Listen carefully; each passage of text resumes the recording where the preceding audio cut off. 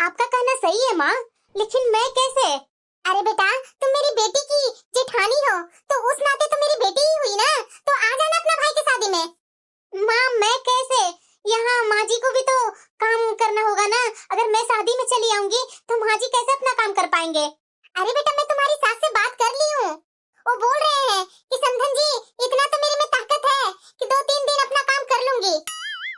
अब प्रीति की इकलौता भाई का शादी है, तो उसके शादी में तो आना तो जरूरी है ना बेटा।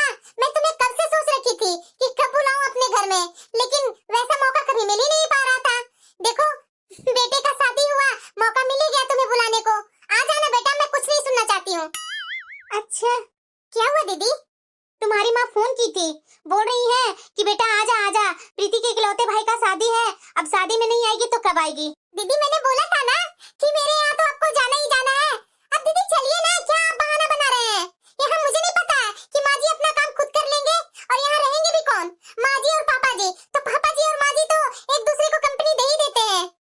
और बात रहा उनका खाना का, तो 2 आदमी का खाना तो दोनों हंसते बोलते खुद ही बना लेते हैं। क्या हुआ बहू? माँ जी, प्रीति की माँ फोन की थी, तो अपने बेटे के शादी में मुझे इनवाइट कर रही हैं कि आना है बेटा आना है। मैं क्या करूँ माँ जी? अरे बहू, इसमें सोचने वाली कौन सी बात है? जब इतना दिन से समधन जी तुम्हें बोल रहे हैं तो चली जा, क्या परेशानी है? पर माँ जी आप और बच्चे? अरे बहू, बच्चे तो तुम्हारे साथ ही जाएंगे ना, और मैं तुम्हारे पापा जी, हम लोग दोनों आराम से रह लेंगे। 2-3 दिन का ही बात है ना, कहाँ जा रहे हैं 2-3 दिन हम लोग? चली जा, ऐसा मौका बार बार नहीं मिलता है, और इसका इकलौता भाई का ही तो शादी है। अब आने वाला समय में थोड़ी ना इसके यहाँ शादी है। अब जब इतना धूमधाम से समधन जी शादी कर रहे हैं बेटा को और बुला रहे हैं तुम्हें, तो चली जा।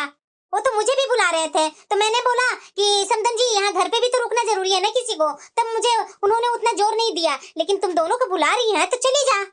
अच्छा ठीक है माँ जी, आप जब इतना बोल ही रहे हैं तो हम लोग चारों चले जाते हैं। ठीक है बहू, खाने का बिल्कुल चिंता मत करना।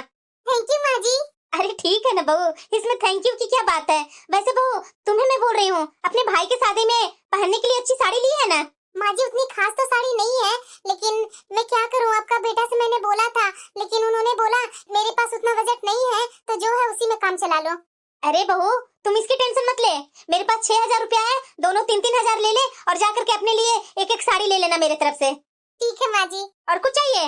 नहीं नहीं माँ जी, बस अब काफी है। बड़ी बहू तुम्हें? नहीं नहीं माँ जी, नहीं मुझे नहीं कुछ चाहिए। और पिछले बार मैं अपना भाई के शादी में गई थी ना, तो उस समय मुझे माँ ने साड़ी दी थी ना बहुत अच्छी, वो साड़ी तो मैं सोच रही थी कि पहन लूंगी इसके भाई के शादी में। तो ठीक है बहू, तुम लोग को जो मर्जी है वो करो, मेरे पास 6,000 है, तो तुम दोनों 3-3 हजार ले लेना, मैं अभी ला कर देती हूँ, और जो तुम लोग को मर्जी है वो अपना खरीद लेना। जी माँ जी। ठीक है दीदी,